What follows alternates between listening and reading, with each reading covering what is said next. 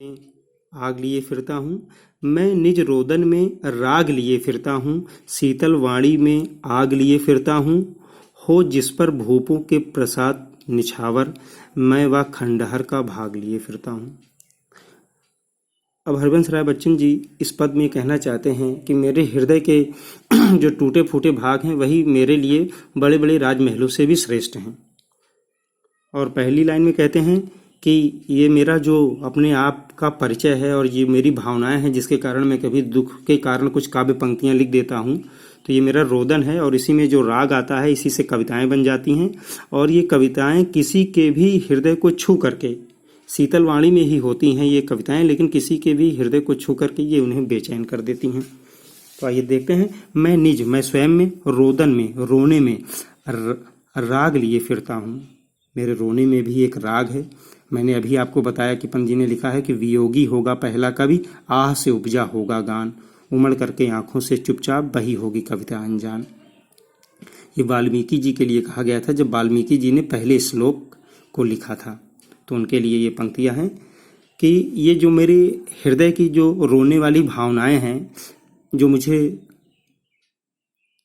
दुख के कारण प्राप्त होती हैं, अपनों से बिछोह के कारण प्राप्त होती हैं, इसमें भी, इस रोने में भी मेरे राग हैं। यही मेरी काव्य पंक्तियों की सृजन का कारण है।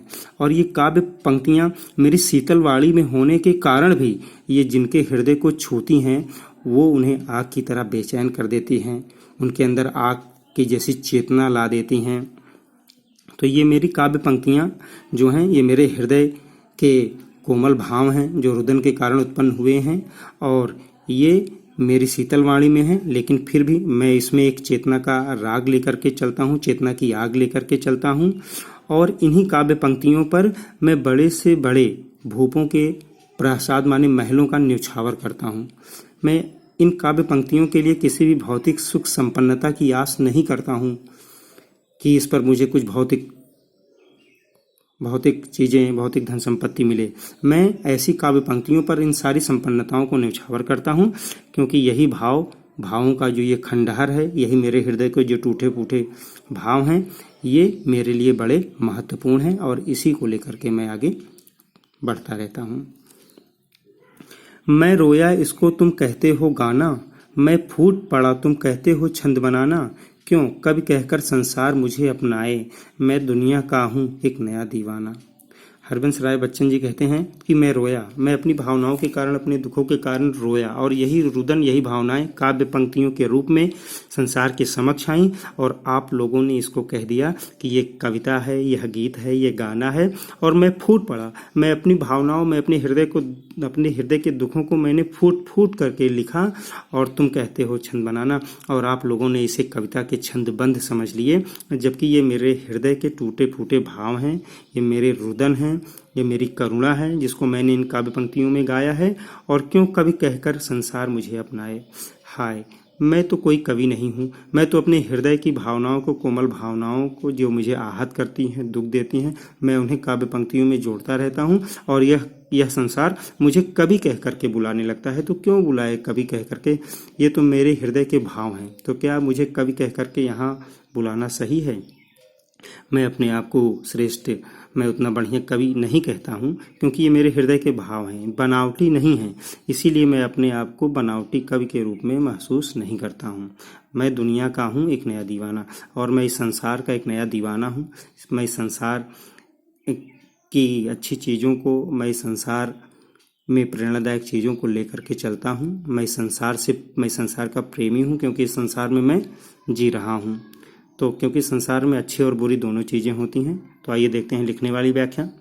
हरबंस राय बच्चन जी कहते हैं कि मैं अपनी भावनाओं के कारण, अपने दुखों के कारण जो मैं रो पड़ा फूट करके, जो मेरे हृदय से मेरी रुदन के शब्द निकले, आप लोगों ने उसे गाना कहा, गीत कहा, कविता कहा, और मैं फूट फूट करके अपनी भावनाओं को लिखा, फूट फूट करके रोया, और मैंने उसको अक्षरों में, शब्दों में अंकित किया, और आप लोगों ने उसे छंद बनाना समझ लिया। तो क्या मैं कवि हूँ? यह संसार क्या मुझे कवि कह करके अपनाएगा? मैं यह दुनिया का एक नया दीवाना हूँ। यह दुनिया में जो सुख दुख मुझे दिखाई देता है, मैं उसे अपने हृदय की भावनाओं में लिखता रहता हूँ और ये संसार के सामने प्रस्तुत करता रहता हूँ। लेकिन यथार्थ यही है कि ये काव्य पंक्तियाँ मेरे हृदय की धरोहर हैं, मेरे अपने सुख दुख हैं, जिसे मैं इस संसार के सामने गा रहा हूँ। यही मेरा आत्म परिचय है। आखिरी पद। मैं दीवानों का वेश लिए फिरता हूँ, मैं मादकता निःशेष लिए फिरता हूँ, जिसको सुनकर जग झूम चुके लहराए, मैं मस्ती का संदेश लिए फिरता हूँ। हरबंस राय बच्चन जी कहते हैं कि मैं एक दीवानों के जैसा वेश लिए फिरता हूँ। मुझे अपने भौतिक रूप के ऊपर बनावटी रूप मैंने धारण नहीं किया है। मुझे जैसा लगता है मैं सहजता का ही एक वेशभूषा लेकर के चलता हूँ। अर्थात ये संसार में मैं एक दीवानों की वेशभूषा को धारण करके, अर्थात एक ऐसा भाव लेकर के चलता हूँ कि जो ये संसार है, इसका जो प्रेम है, मैं इसको सरोकार करके, मैं इसे स्वीकार करके चलता हूँ। और मादकता निःशेष लिए फिरता हूँ। मादकता माने नशा, निःशेष माने बचा हुई। और मेरे हृदय में जो ये आनंद का मद है, मैं इसे अल्प रूप में ही, बचे हुए रूप में ही लेकर के चलता हूँ, अपनी काव्य पंक्तियों के रूप में। और जिनको सुन करके ये मेरी काव्य पंक्तियाँ, यह संसार झूम रहा है, लहरा रहा है, मैं मस्ती का ये संदेश लेकर के चलता हूँ। और यही ये मस्ती का संदेश मैं काव्य पंक्तियाँ लेकर के चलता हूँ। जो मेरी काव्य पंक्तियाँ ये संसार सुन करके झूम रही हैं, गा रही हैं, बार बार पढ़ रही हैं, तो मैं इन सब चीज़ों को अपने हृदय में लेकर के चलता हूँ। हरबंस राय बच्चन जी की अनेकों काव्य पंक्तियाँ हैं जो संसार में बहुत गाई सराही जाती हैं। मधुशाला तो इनकी सर्वश्रेष्ठ कृति है। उसकी कुछ पंक्ति मुझे याद आ रही, मैं आपके सामने यहाँ पर रखना चाहता हूँ, बस इसी के लिए कि मैं मस्ती का संदेश लिए फिरता हूँ, जिसको सुनकर जग झूम रहा है।